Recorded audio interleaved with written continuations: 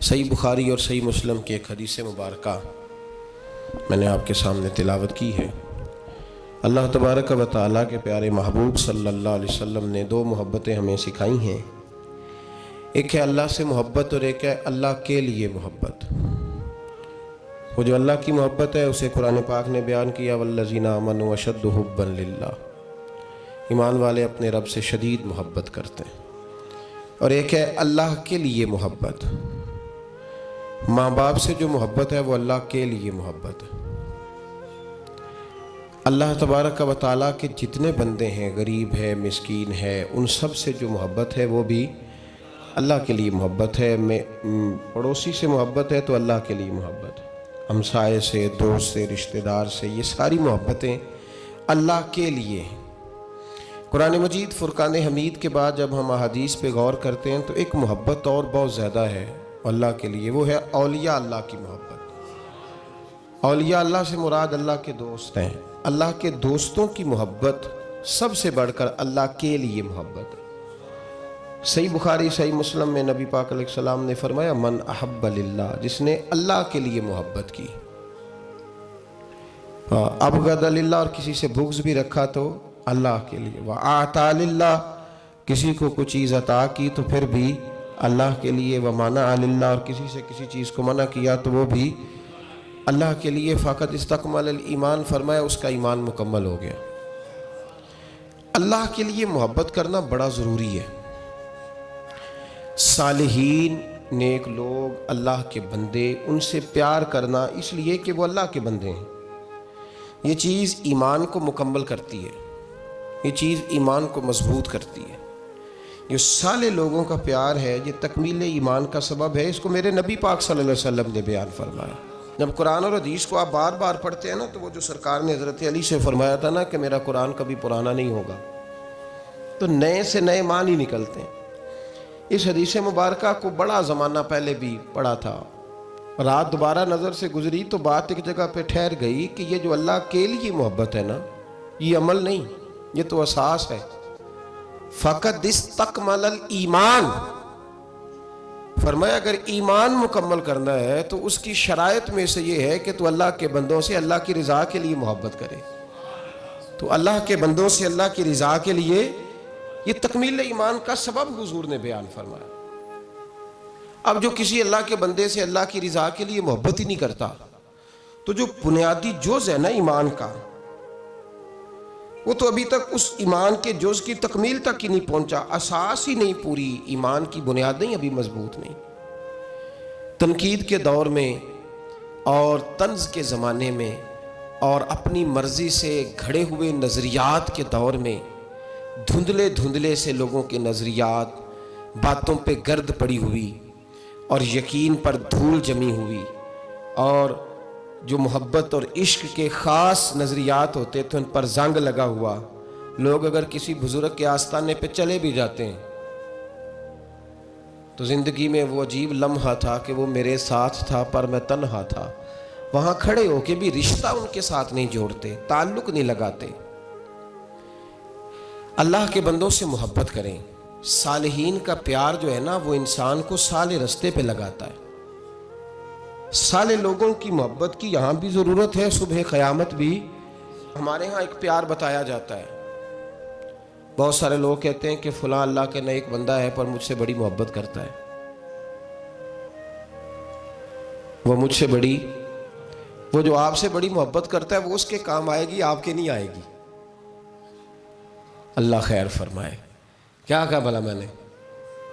وہ جو آپ سے بڑی محبت کرتا ہے نا، اس کا فائدہ اس لیے کہ وہ ڈیوٹی کر رہا ہے، آپ کو کیا فائدہ ہوگا جو آپ محبت کریں گے؟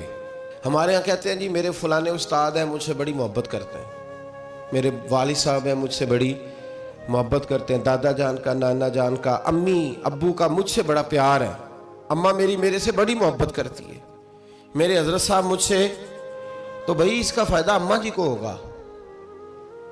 وہ جو آپ سے پیار کرتی ہے نا اماں، تو اس کا فائدہ، کیونکہ اماں بری و ذمہ ہو جائے گی کہ میں نے پیار پورا دیا ہے۔ آپ نے اگر بھئی فائدہ اٹھانا ہے نا اماں کے رشتے کا، تو وہ اماں جو آپ سے پیار کرتی ہے اس کا فائدہ نہیں آپ نے اٹھانا، وہ جو آپ اماں سے پیار کرتے ہیں اس کا فائدہ آپ کو ملے گا۔ ہمارے ہاں جو داستان سرائی ہوتی ہے نا، وہ داستان سرائی یہ ہوتی ہے کہ میرے ابا جی مجھ سے بڑی محبت کرتے، بھئی ابا جی جو ہوئے انہوں نے تو محبت کرنی ہے، بیٹا جی آپ بتائیں کہ آپ کی بھی ابا جی سے محبت ہے کہ کوئی نہیں؟ وہ تو ابا جی ہیں، وہ تو کریں گے۔ میرے حضرت صاحب کا جی مجھ سے بڑا پیار ہے، یہ تو مہربانی ہے نا، یہ تو ان کا کرم ہے کہ رخ ان کا ادھر ہے، یہ تو ان کا کرم ہے کہ رخ، یہ تو مہربانی ہے نا اس کی، یہ تو اس کا کرم ہے۔ تیرے کام جو چیز آئے گی وہ ان کی محبت، وہ بھی آئے گی، ایک پہلو ہے اس کا بھی، یہاں بھی کام آئے گی وہاں بھی کام، یہ شفقتیں یہ محبتیں یہ کام آئیں گی، لیکن جس چیز کا نفع ملنے والا ہے وہ ان کی محبت اور شفقت میں ان کو ملے گا کہ میں نے کچھ شفقت کرنے میں کمی، اب ہم نے جو کچھ کرنا ہے نا اس کا فائدہ ہمیں ملے گا۔ الاخلاء یومئذ بعضهم لبعض عدو الا المتقین، اللہ فرماتے ہیں گہرے دوست بھی قیامت کے دن دشمن بن جائیں گے، لیکن جو متقی لوگ ہوں گے نا وہ قیامت میں دشمن نہیں بنیں گے، ان کی دوستیاں قیامت میں بھی قائم رہیں گی۔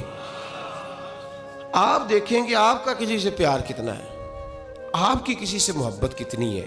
کون سے ایسے صحابی ہیں جن کا جب آپ نام لیتے ہیں تو آپ کے دل کو سکون ملتا ہے؟ اور نبی پاک صلی اللہ علیہ وسلم نے ہر صحابی کے بارے میں کہا نا، ہر صحابی کے بارے میں کہا۔ نبی پاک علیہ السلام نے فرمایا یہ میرا علی ہے، جس نے اس سے پیار کیا اس نے مجھ سے پیار کیا۔ اب وہ مولا علی شیر خدا رضی اللہ تعالیٰ عنہ کی محبت کے بارے میں بتائے نا کہ کبھی اس کے دل میں تڑپ پیدا ہوئی ہو، خواہش پیدا ہوئی ہو۔ آج میں حضرت علی کی شان میں کوئی شعر سنوں، آج میں حضرت علی کی سیرت کی کوئی بات سنوں، آج میں چلو اور کچھ نہیں تو 10 منٹ علی علی کر لوں، ذکر علی یوں عبادہ۔ نبی پاک صلی اللہ علیہ وسلم نے فرمایا یہ میرا ابو بکر ہے، یہ میرا ابو بکر ہے، میرے سینے میں جو اللہ تبارک و تعالیٰ نے نعمت خاص رکھی تھی میں نے نکال کے ابو بکر کے سینے میں رکھ دی۔ اب تو بتانا تو نے ان کا ذکر کب کیا ہے، تو نے ان کا تذکرہ کب فرمایا ہے؟ محبت کا اپنے دل میں اچھا محبت پیدا کی بھی جاتی ہے۔ نبی پاک صلی اللہ علیہ وسلم نے ہمیں کہا کہ محبتیں پیدا کرو، اگر تمہارے پاس نہیں ہے تو ایسے کام کرو جس سے محبت۔ علامہ اقبال سے کسی نے کہا تھا کہ نوجوانوں کے دلوں میں حضور علیہ السلام کی محبت پیدا کرنی ہے تو کیا کریں، تو اقبال نے کہا 3 کام کرو۔ ایک تو نوجوانوں کو نبی پاک کی سیرت زیادہ سے زیادہ سناؤ، انہیں سناؤ حضور علیہ السلام کا اخلاق، کردار، طرز زندگی، انداز گفتگو، یہ حضور کو آئیڈیل بنائیں گے، یہ نبی پاک کو۔ پر ہماری بدقسمتی ہے کہ ہمارے دور میں لوگوں نے سنانا شروع کیا ہے کہ حضور کو علم غیب کوئی نہیں تھا، مکھی کا پر نہیں بنا سکتے تھے، ایک عام بشر تھے، معاذ اللہ کچھ نے یہاں تک کہا ہے کہ ڈاکیا تھا، پیغام دے کے چلا گیا۔ اب آپ ڈاک کی بات کریں، ڈاکیے پر باس نہ کریں معاذ اللہ تعالیٰ۔ ہمارے زمانے میں وہ انداز بتایا گیا کہ جس سے لوگ بڑی جلدی جری ہو گئے۔ پہلا کام یہ کرو، یعنی محبت پیدا کرنے کے لیے کہ حضور کی سیرت بتاؤ، سوانے بتاؤ۔ اور دوسرا اقبال کہنے لگے نبی پاک کی یاد کی محفلیں سجاؤ، میلاد کے تذکرے کرو، حضور کی نعت خوانی کرو، نبی پاک کا ذکر چھڑے، حضور کا پیغام عام ہو۔ اور تیسرا فرمانے لگے اپنے بچوں کے سامنے، اپنی اولادوں کے سامنے نبی پاک پر درود شریف پڑھا کرو۔ یہ دکھاوا تو نہیں ہوگا میرا خیال ہے، کس کے سامنے؟ اپنے بچوں کے سامنے حضور علیہ السلام پر درود شریف، یہ کام۔ تو اپنے دلوں میں صالحین کی محبت پیدا کریں، نیک لوگوں کا ذکر سنا کریں، اولیاء اللہ کے تذکرے نکال کے پڑھا کریں، ان کے اقوال، ارشادات، ان کی باتیں، ان کی گفتگو۔ پرانے لوگ سفر کرتے تھے ولیوں کو ملنے کے لیے، زمانہ طے کرتے تھے۔ ہم کبھی مد و جزر دیکھتے ہیں نا دنیا کے، ہم حیران ہو جاتے ہیں کہ اجمیر کہاں، پاک پتن کہاں، دلی کہاں، کہاں لوگوں نے کس طرح رشتے نبھائے، کیا انداز تھا۔ حضرت عثمان ہارونی پیر ہے خواجہ معین الدین اجمیری کے، بلخ کے رہنے والے، کہاں کے رہنے والے، خواجہ اجمیری کہاں کے رہنے والے۔ اور پھر اجمیر، ابھی بھی دلی سے ٹرین چلے تو وہ 1.5-2 دن لگا دیتی ہے جانے میں دلی سے اجمیر شریف۔ تو حضرت سیدنا خواجہ قطب الدین بختیار کاکی وہاں جایا بھی کرتے تھے، آیا بھی کرتے تھے، رابطہ بھی رہتا تھا، اور عشق اتنا جوان تھا کہ زمانہ کہتا تھا اگر کسی نے کسی سے پیار کرنا ہے تو اس طرح کرو جیسا قطب الدین بختیار کاکی نے معین الدین اجمیری کے ساتھ کیا ہے۔ کوئی فاصلہ رکاوٹ نہیں بنا، کوئی چیز بیچ میں نہیں آئی، کوئی مسئلہ نہیں ہوا، اولادیں بھی تھیں، کاروبار بھی تھے، اب تو سہولتیں ہیں، دولت بھی زیادہ ہے۔ ان لوگوں کو تو مزدوریاں بھی زیادہ کرنی پڑتی تھی، کوئی چیز نہیں سامنے آئی۔ ہم بہانہ بنا کے ایسے رکے ہیں کہ بغل میں چیزیں ہوتی ہیں لیکن ہم کہتے ہیں بڑی مجبوری ہے جی، میں بڑا کیا مطلب اپنے دماغ پہ چیزیں سوار کر لی ہیں مفت میں۔ پھر مجھے ایک بات بتائیے، پاک پتن شریف سے دلی جانا، خواجہ اجمیر حضرت خواجہ نظام الدین صاحب کا پاک پتن شریف آنا گھوڑے پہ یا پیدل، آسان کام ہے؟ کتنی ملاقاتیں ہیں خواجہ نظام الدین صاحب کی بابا صاحب سے؟ کوئی گن کے بتا سکتا ہے جی؟ کوئی گن کے بتا سکتا ہے کتنی ملاقاتیں؟ کتنی؟ حضرت خواجہ فرید الدین مسعود گنج شکر رحمۃ اللہ تعالیٰ علیہ کہنے لگے نظام تجھے آئے ہوئے بڑے دن ہو گئے، جا یار چکر لگا آیا۔ چکر لگایا، فرماتے میں پیدل گیا تو مجھے جانے میں کئی مہینے کئی ہفتے لگے۔ میں دلی پہنچا اور اپنے گھر کا ایک چکر لگایا، اوپر سے چکر لگا کے تو پھر پاک پتن کے رستے میں چل پڑا۔ کہتے ہیں واپس پہنچا تو حضرت بابا فرید صاحب رحمۃ اللہ علیہ نے دن گنے ہوئے تھے، کہنے لگے یار اتنے ٹائم میں تو واپس آیا ہے نا، اتنا ٹائم تو آنے جانے پہ لگتا ہے، کہ غریب نواز محسوس نہ فرمائیے گا، آپ نے کہا تھا چکر لگایا تو حضور میں ایک چکر ہی لگایا ہے، پھر میں واپس آ گیا ہوں، بات ہی چکر کی ہوئی تھی۔ دیکھیں نا نبی پاک صلی اللہ علیہ وسلم نے فرمایا ابو ہریرہ کوئی کام بھی کیا کر یار، یہیں بیٹھا رہتا، عرض کی حضور صحیح ہے۔ اٹھے، سامنے ایک ستون تھا، اس کے پیچھے سے ہو کے نا واپس آ گئے تو حضور نے فرمایا گئے نہیں، کہ حضور نے آپ نے فرمایا تھا جایا آیا کر، گیا ہوں پر میرا دل ہی نہیں لگا۔ بھئی تو یہاں سے ہو کے واپس آ گیا، کہیں جانا تو تھا نا، یہیں سے ہو کے۔ تو ان لوگوں کے صالحین کی محبت کے راستے میں کوئی چیز رکاوٹ نہیں بنی۔ ہمارے ہاں چیزیں رکاوٹ بنتی ہیں، اپنے اولیاء اللہ سے، صوفیاء سے، بزرگان دین سے، رب کریم کے بندوں سے، داتا علی اجویری سے، خواجہ اجمیری سے، ان لوگوں سے پیار کریں، صالحین کی محبت دلوں میں پیدا کریں، صحابہ کا پیار دلوں میں پیدا کریں، اہل بیت نبوت کا پیار دلوں میں پیدا کریں۔